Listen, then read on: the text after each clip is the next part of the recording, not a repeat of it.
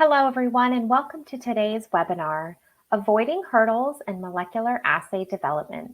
I am Michelle Ashton of LabRoots, and I'll be your moderator for today's event.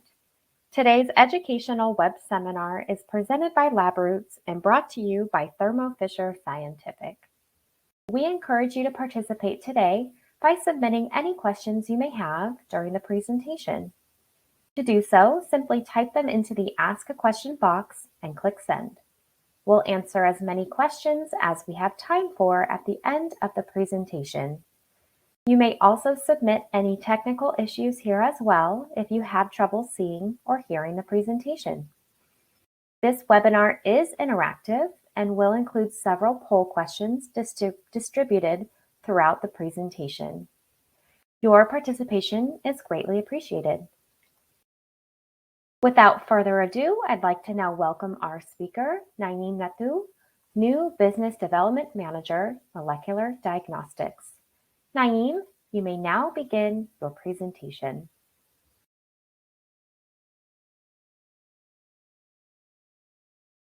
My name is Naeem Nathoo. I am a Business Development Manager at Thermo Fisher Scientific, supporting molecular diagnostics.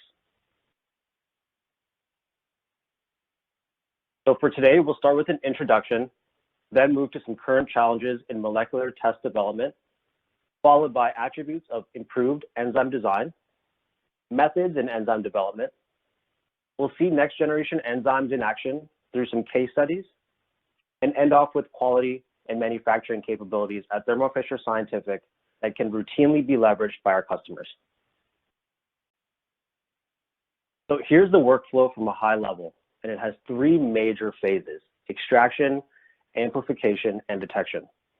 If we start with extraction, we can see that there's a wide variety of sample input types, and it's critical to be cognizant of what characteristics and features come with leveraging a specific sample input type, depending on what your target is, DNA and or RNA. And you're going to want to pick a sample extraction method that is curated to that specific sample input type.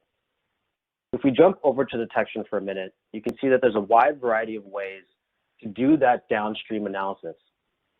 But the meat or the bulk of the conversation today is going to be around amplification. And this is primarily broken out into two major subcategories. On the left-hand side, we can see the quantitative side of amplification, the qPCR, the RT-qPCR. It is a real-time analysis. It has the benefits of accuracy, speed, and specificity, and it measures the load of your specific target. In this particular instance, we've called out infectious agents. It's great for things like target detection, target quantitation, and genotyping. On the flip side of this, we have isothermal amplification, or endpoint PCR. This is more of the qualitative side of amplification.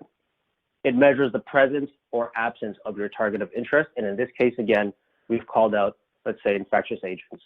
It has the benefits of speed, simplicity, and ease of detection, and more recently, it's become quite popular in the field of POC or in-field diagnostics. It gives the ability for that rapid diagnosis of whether your target is present or absent.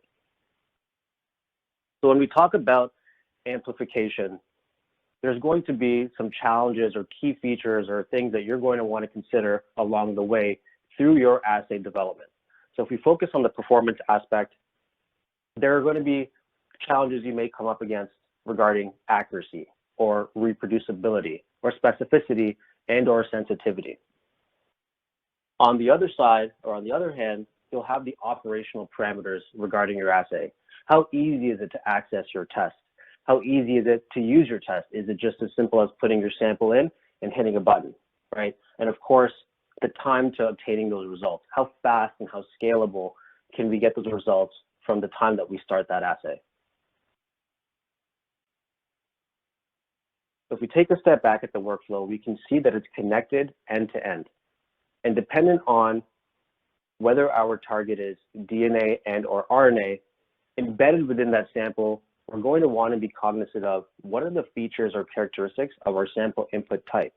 And based on that, we may be able to identify proactively what sort of amplification challenges we may come up against. And that's what that middle column is really highlighting, right? Depending on our sample input type, do we have a limited number of sample or amount of sample, or concentration of our target within that sample? Is there carryover of inhibitors? Do we have DNA or RNA degradation, or potentially long turnaround times, right? And based on those different characteristics, we can select next generation enzymes that have been built to proactively address these challenges that you may face within your assay. So to reiterate, if we look at some of, again, those current challenges that we've seen, low test sensitivity, risk of degradation, long testing times, and potentially developing more complex assays that are capable of multiplexing, we're going to want to select next generation enzymes that have specific phenotypes to address these challenges. And some of those phenotypes include processivity, improved processivity, speed, specificity, accuracy, and thermostability.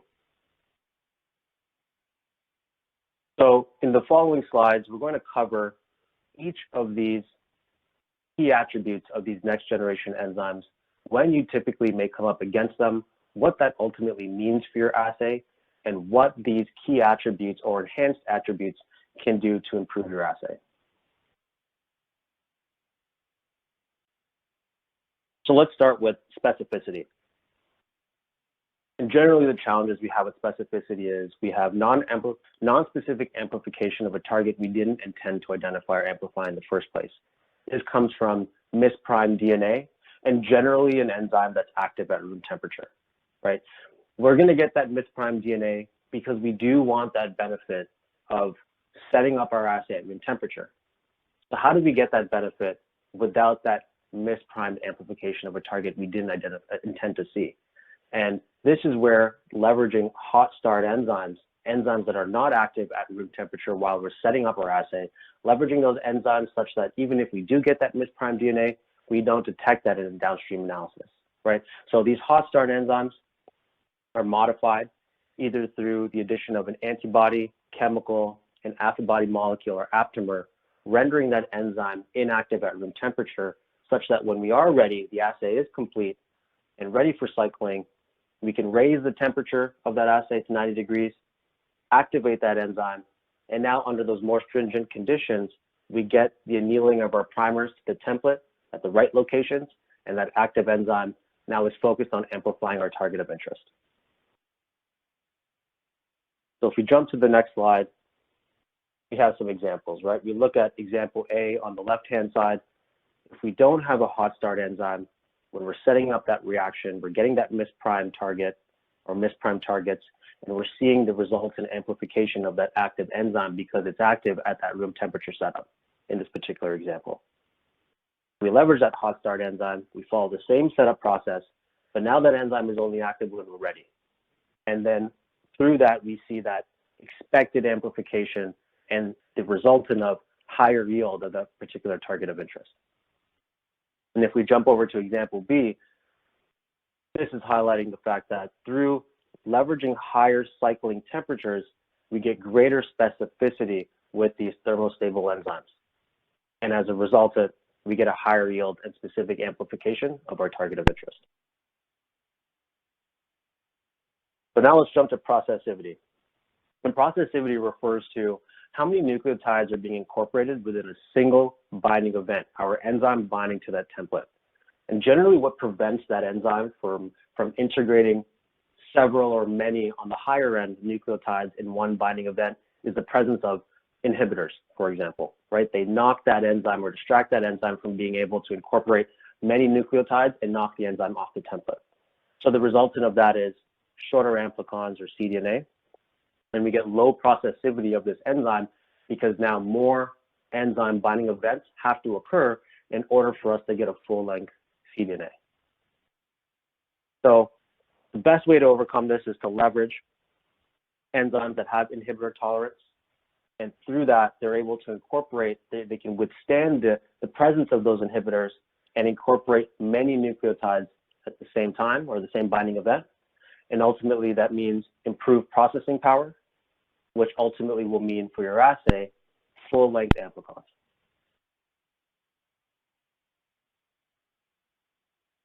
And here's a great example. So if you look at example A, in each of these columns, we have a designation H, which represents a high processivity enzyme. L1, L2, L3, and L4 represent low processivity enzymes. So if we focus on the first pair of columns, we can see our high processivity enzyme in the presence of no inhibitor and the banding pattern that we would expect, and the same for the low processivity enzyme L1 and L2. As soon as we start to introduce formalin and inhibitor, we see the banding pattern of those low processivity enzymes start to drop off, right? But consistent for our high processivity enzyme, those that are tolerant of, let's say in this case, formalin. In the second set of columns, in that grouping of 4, very similar concept, right? In the left-hand side of each of those columns, we have our high processivity enzyme and the expected band pattern, and L3 and L4, low processivity enzymes, and the introduction in the second, third, and fourth columns, inhibitors that are all ultimately altering the banding pattern, which dictate those enzymes are intolerant and are incapable of amplifying a specific target when those inhibitors are present. So if we jump to example B, there's a numerical representation of that data, right? That transcriptional efficiency that we can see with high processivity enzymes versus those low processivity enzymes that are denoted in those blue bars.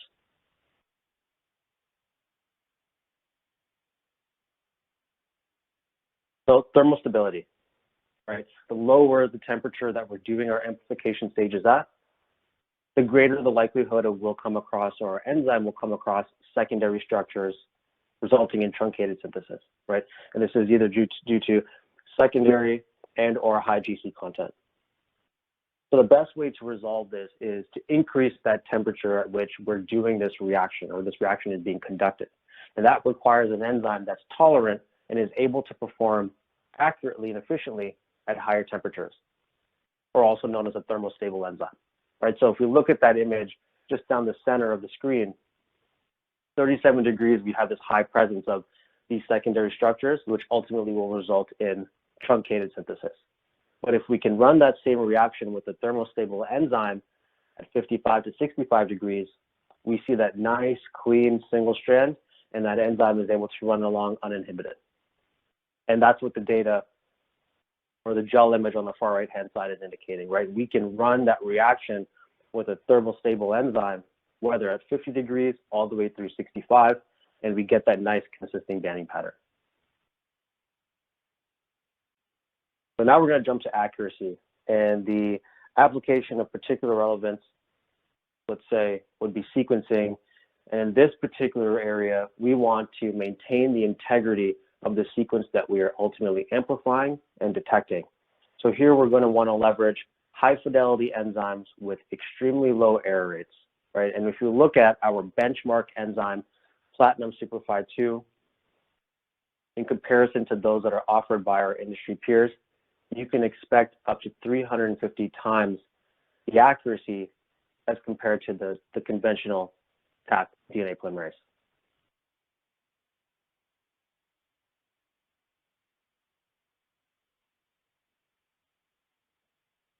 And last but not least, greater speed, right? So we want to avoid the length of time that's required, let's say in a longer assay. How do we start to improve that turnaround time, so we're not waiting an hour and potentially maybe we can get to 20 minutes, right? And in the example on the right-hand side, we can see, again, a flagship enzyme, our Platinum 2 Taq hot start DNA polymerase. When we compare that to our industry peers through ramping time, they're fairly similar, right? But where you really start to see that advantage is through that cycling time. And through the course of those multiple cycles, you are now starting to cut down the length of time, the total time it takes for you to complete that assay. And using an enzyme like this, you can achieve up to 4 times faster synthesis than conventional Taq DNA polymerase.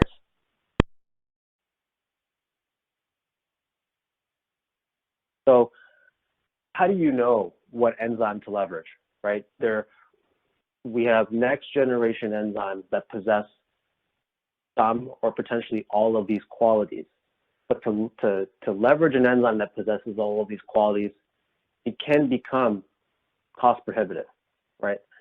So it's really critical that you understand when we go back to that workflow, what are the attributes or characteristics of your sample input type and potentially your target and your downstream analysis such that you can identify what challenges you may come up against and which key features you need to ensure that are built into your enzyme. So that this way, whether you choose an enzyme with, let's say, all 5 key attributes, or you select an enzyme that has 2 or 3 enzymes, 2 or 3 of those key features, you'll still ultimately get the same output at a much more it'll be much more cost effective, right? And that's what's really critical. And just as a quick comment here, generally, customers are quite curious about, when do I get my Thermo Fisher support team to engage in my process to help me kind of navigate which enzymes or components become the best fit for me? And the answer overwhelmingly is it's never too early, right? The earlier we partner, the earlier we start to have those conversations and you engage our technical and R&D teams, the earlier they can advise on what components would best suit your particular assay of interest, such that you get off the ground much quicker, ultimately saving you time, space, and money.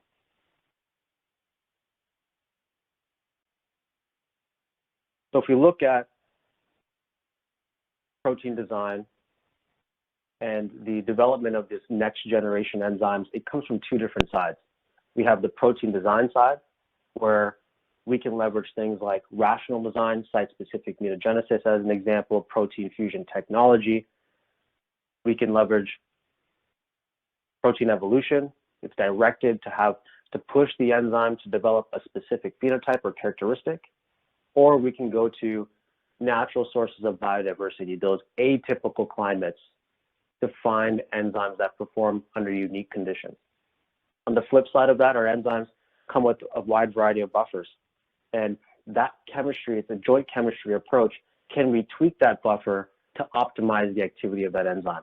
And if we take it a step further, and certainly as the market evolves for how do we develop, let's say, enzyme that is capable of being stable or good at room temperature, or creates lighter transportation costs, or can be used in the field.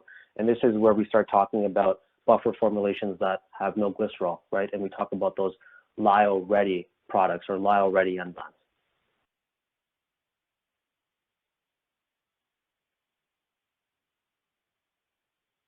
So if we go back again to the protein side of developing these next generation enzymes, we can go to natural sources, and this is driven more by luck, right? We go to a unique climate and we spontaneously identify an enzyme that we didn't anticipate to identify or know we were looking for, and we find something that's naturally occurring, right? That's one side of it. Then we can take control and maybe pivot into rational design based on our understanding of what that enzyme looks like from a structural perspective. How do we start to tweak that structure by altering the amino acid composition, right? And ultimately to improve the activity of that enzyme or change the phenotype of that enzyme. And then finally, protein evolution. Can we, not so much by luck, but direct the phenotype that potentially an enzyme will ultimately take on, right? Can we put it into a high stress, high temperature situation, let's say as an example, in order to develop an enzyme that is capable of performing reactions at higher temperatures, like those thermostable enzymes that I mentioned earlier. So here's an example of that directed evolution, driving that enzyme to have a particular phenotype by mutating existing enzymes. And the example here, or the method here being highlighted, is compartmentalized self-replication, where we leverage E. coli and we have a DNA polymerase encoded gene, which is being self-replicated under a stressful condition. In this particular case, let's say it's a highly stressful, high temperature environment, right? Ultimately, can we drive that E. coli to self-replicate the DNA polymerase at a high temperature, create that stress such that we only get mutated DNA polymerase that is able to perform that process at a high temperature, right? Ultimately, can we pull that clone out and then leverage it to develop a next generation enzyme that is highly thermostable?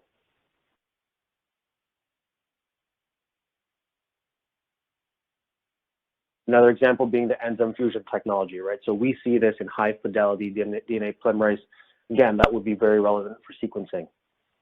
In this particular case, we have combined a traditional DNA polymerase and fused that with a proofreading enzyme, similar to something that we would see in a PFU DNA polymerase, which ultimately creates improved processivity. It enhances the enzyme's ability to process that template, ultimately making it faster. And so that's the features that we're calling out at the bottom, right? We improve that reaction speed and increase the accuracy, the fidelity of that enzyme by creating this fusion protein.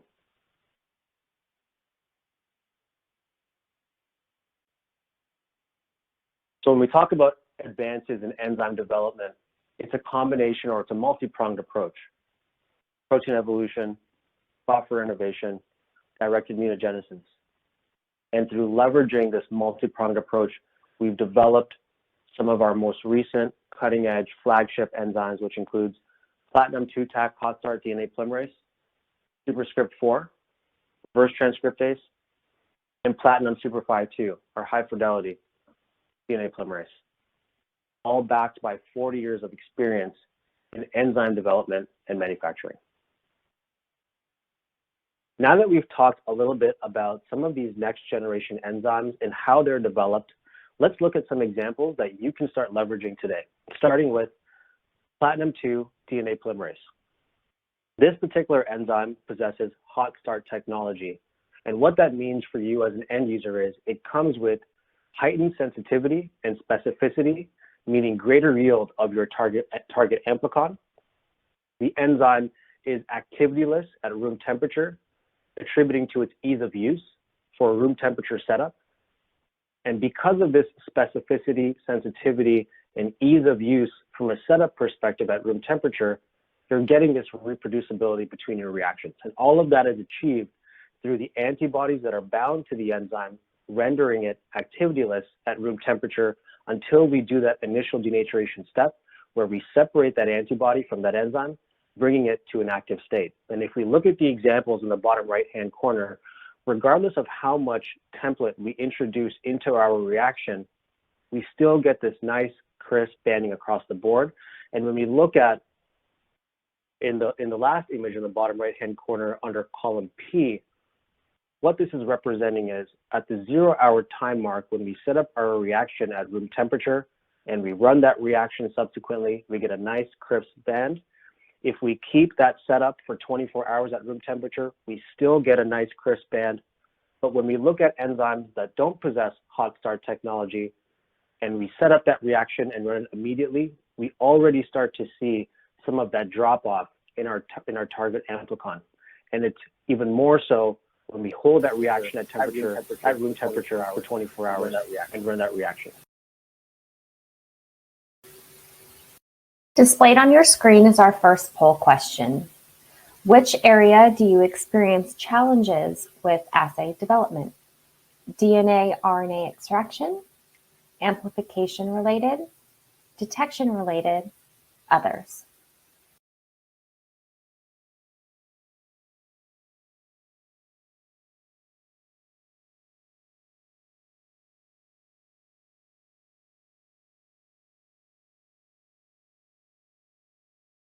When we look at next generation enzyme development, if you'll remember, earlier we discussed it happens on two sides, by tweaking the enzyme itself from a structural perspective, but also that buffer chemistry that comes along with that enzyme. And in this particular instance, by tweaking the buffer that comes with platinum 2 DNA polymerase, we can start to improve the speed 4 times faster than a conventional Tac DNA polymerase.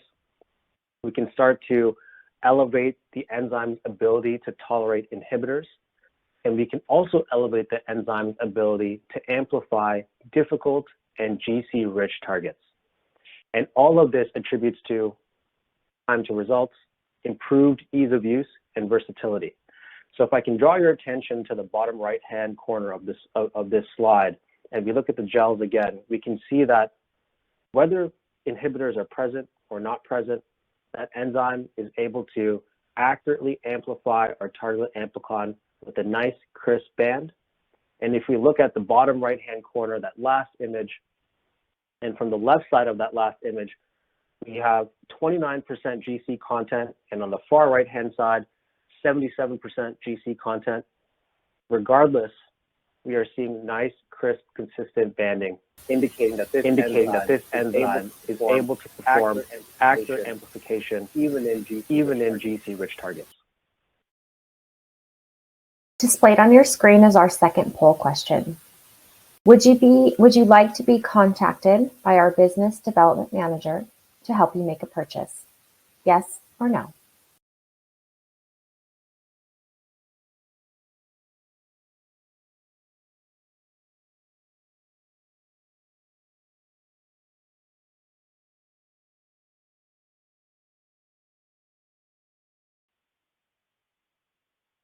So if we look at now a reverse transcriptase and the flagship enzyme being superscript 4, known for its high sensitivity and robustness, this particular enzyme can reduce CT values by as much as 8 cycles. When we talk about RT-qPCR, it has the added benefit of high tolerance to inhibitors in sample, and it's super fast, right? 10 minutes to reaction time. The key attributes are elevated attributes: sensitivity, reproducibility, time to results, ease of use, and versatility. And the image I'd like to call out on the far right-hand corner, we can see superscript 3 and superscript 4 have this nice consistent banding pattern actually between each other. When we look at some enzymes, RTs from our industry peers in columns P, N, T, and Q, we start to see some of these bands missing. And when we compare both superscripts, superscript 3 and superscript 4, we can see that improvement in this next generation iteration for superscript 3 being superscript 4. Displayed on your screen is our third poll question. Would you like to receive a quote at an early stage of your research? Yes or no?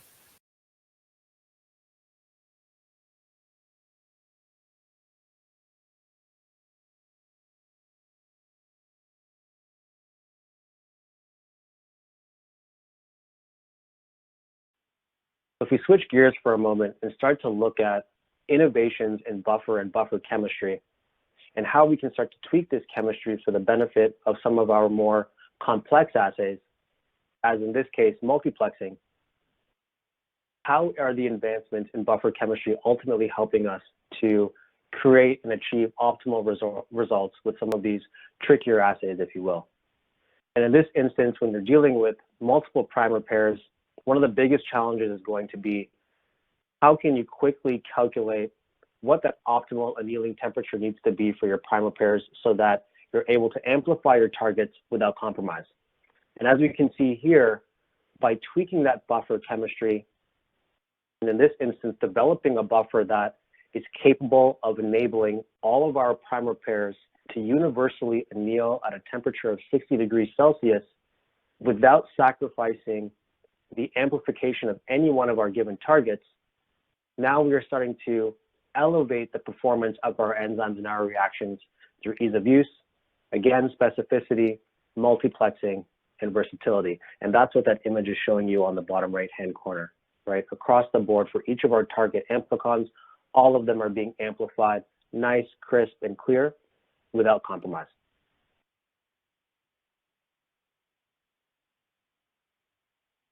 So again, and I think the key here is focusing maybe on the bottom half of this screen, right? Again, the topic being multiplexing.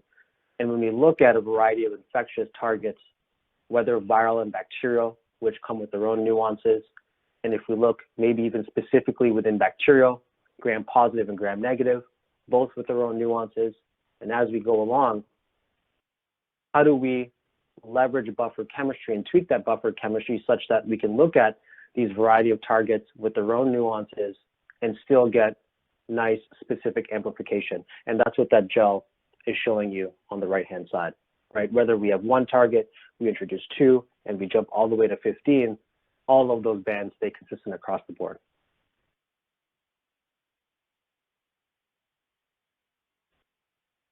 If we take buffer chemistry one step further and start to talk about some of these more recent market trends, maybe past 12 or 18 months or so, point of care diagnostics, leveraging assays and cartridges, but even how do we eliminate cold transport or cold storage or extend shelf life?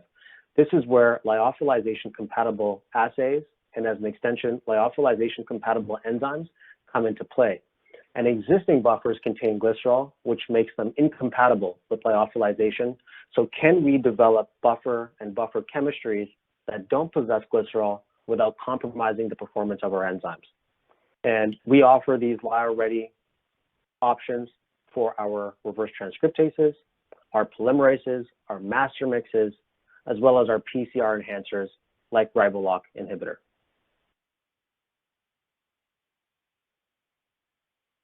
So in this second last section, we'll start to see some of these next generation enzymes in action. So let's start with RT-qPCR. So in this particular assay, this group wanted to develop an assay that could be leveraged in a microfluidics-based cartridge. And right off the bat, what that demands is lyophilization compatible components. We may be dealing with sample input types that have inhibitors that are present. Right? We're dealing with saliva, potentially blood samples, which also comes with potentially low target in our sample. And if it's going to be something that's leveraged in a cartridge, potentially at point of care, airports, stadiums, we're going to need something quite fast. So in this example, we have two targets in this duplex reaction, para-influenza and coronavirus. And we can see that by pairing platinum-2 CAC hot start DNA polymerase in a lyophilization compatible format, and Invitrogen's superscript one-step RT-qPCR reverse transcriptase also in a lyophilization compatible format, we see that we can get great amplification and detection of both of our targets without compromise. And when we compare that with some of the options that are available on the market from some of our industry peers, the performance is head and shoulders above, right? Demonstrating fast, highly efficient, and robust amplification of our viral RNA targets. In our second example, this particular group was leveraging a CRISPR fluorescence detection system in order to detect the presence of their target through a qualitative amplification, right? So in this case, and very popular for point of care settings. So in this particular instance, again, point of care, we're looking at tricky samples, right, with potentially inhibitors, saliva, and blood. We're going to need something that's inhibitor tolerant. Superscript 4 is the standout choice. And because of the specificity that is required for our guide RNA and Cas12a complex, partnered with that fluorescent probe, the specificity that is required for that complex to detect that target of interest, we're going to need a high fidelity enzyme, a proof-reading enzyme, and in this case, the flagship enzyme being platinum superfide 2 DNA polymerase, right, to preserve that sequence such that we get accurate detection, cleavage of our probe, and subsequent detection. All of which in a lyo-ready format so that it can be leveraged in a point of care setting.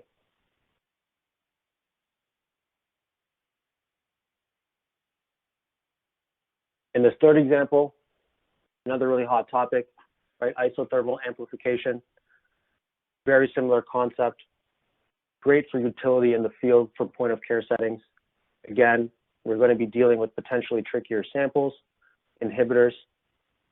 Superscript 4 RT will be the enzyme of choice, and leveraging an isothermal enzyme, in this case, a BSM DNA polymerase, right? All of which in a lyo-ready format.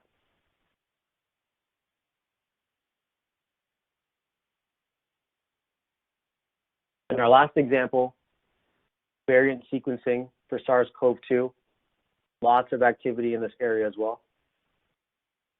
So again, we're going to be leveraging superscript 4 RT, kind of overcome any of those initial challenges that we have with our sample input type. But then again, the focus being we need to preserve the integrity of those sequences across our samples using a high fidelity proofreading enzyme, in this case, platinum-2 superfide 2 being the enzyme of choice. Very fast, highly efficient, and robust amplification of our target. So in our last section, we'll talk a little bit about the quality and manufacturing capabilities of Thermo Fisher Scientific, all of which can be leveraged by our customers so that they do not have to invest in those infrastructure themselves. So if we look at your journey from starting on the bench all the way through to getting onto the market, you're going to have this feasibility and developmental stage. And this is where engaging your Thermo Fisher team is going to be really critical. The commercial team, the R&D team, the technical teams, these teams will guide you and advise you on, based on the parameters of your assay and your long-term goal to getting onto market, they'll advise you on what components really make the most sense or which ones are worth kind of streamlining your focus on, right? So it'll accelerate your time in this phase. That'll help you get to verification much quicker to get that design lock in place. And now you can start to think about, what do I need from a supply chain perspective, right? Are the existing formats that I'm sourcing through the catalog sufficient, or are there alternate formats that I could use that are more conducive for my manufacturing or my commercial service, right? And all of that setup is going to come in handy when you enter the regulatory phase and eventually when you hit the market. So this is an image of our site in Vilnius, Lithuania. It is our center of excellence for enzymology, over 40 years of experience in enzyme development, and it's supported by over 1,400 colleagues of ours. The facility possesses all of the regulatory standards needed for the production of these components, and namely, I'd call out ISO 9001 and ISO 13485, among a few others. And here's just a nice table indicating when these certifications were first granted and registered, and that they're regularly kept up to date.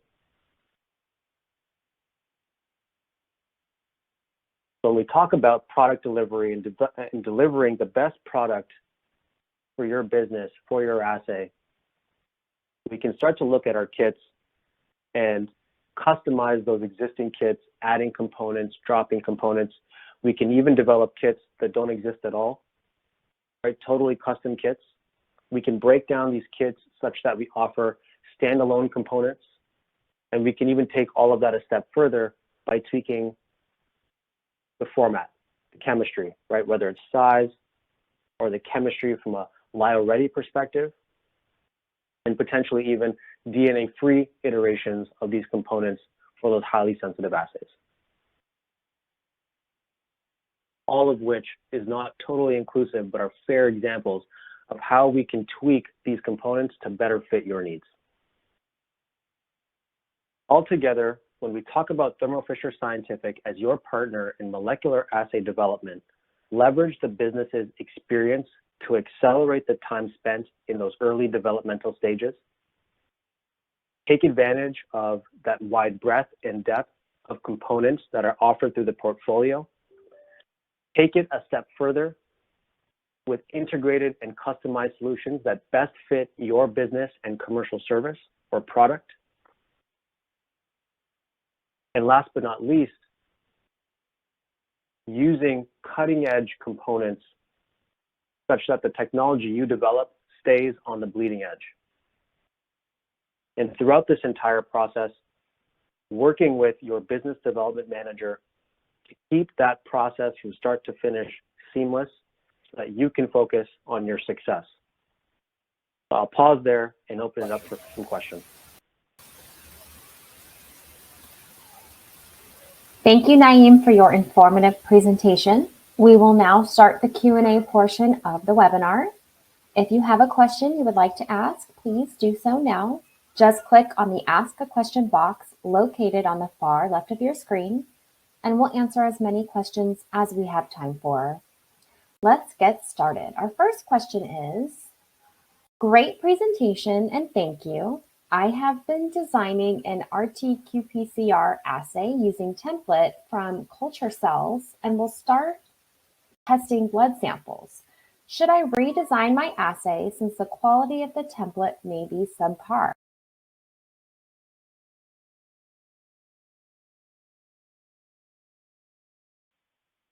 Great question. I'm glad you enjoyed the webinar. As I mentioned in the presentation, blood samples may contain components such as hemin that could reduce the sensitivity of your RT-qPCR assay. I'd recommend choosing sample preparation methods specifically designed for blood samples.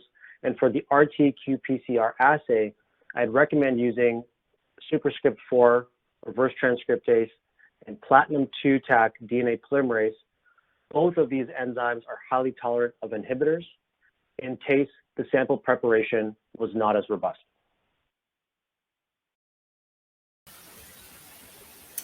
All right, thank you. Our next question. I have developed a RT-qPCR master mix using superscript reverse transcriptase and platinum Taq DNA polymerase.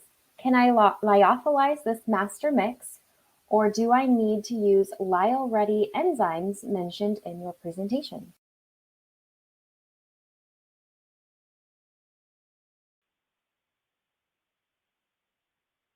Another great question. So in the case of both of these enzymes, the buffer contains glycerol. And unfortunately, the presence of that glycerol is ultimately what makes these particular enzymes and the buffers incompatible with lyophilization. So you'll need to remove the glycerol from the master mix, which is extremely difficult. But the good news is both of these enzymes come in a format that is lyophilization compatible, both superscript RT and the platinum Taq DNA polymerase. And you can expect to get similar performance in using the lyo-ready format with little optimization.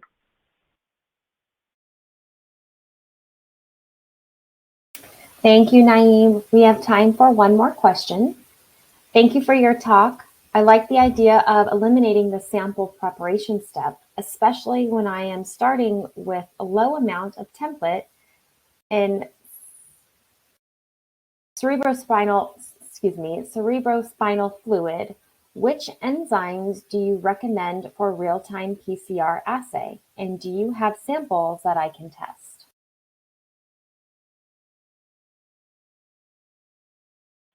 You're absolutely welcome, and thank you so much for attending. If you're planning to minimize the sample prep step, then I would highly recommend using enzymes with high sensitivity, again, such as platinum 2-Taq DNA polymerase.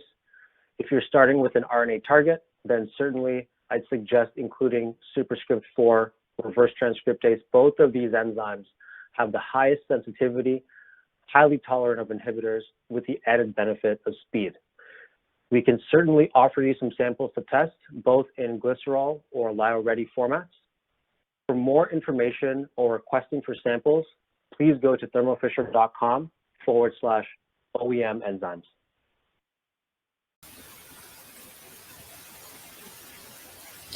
Thank you, Naeem, for your informative presentation. We would also like to thank LabRoots and our sponsor, Thermo Fisher Scientific, for underwriting today's educational webcast. Any questions we did not have time for today, and those submitted during the on-demand period, will be addressed via the contact information you provided at the time of registration. This webcast can be viewed on demand. LabRoots will alert you via email when it's available for replay.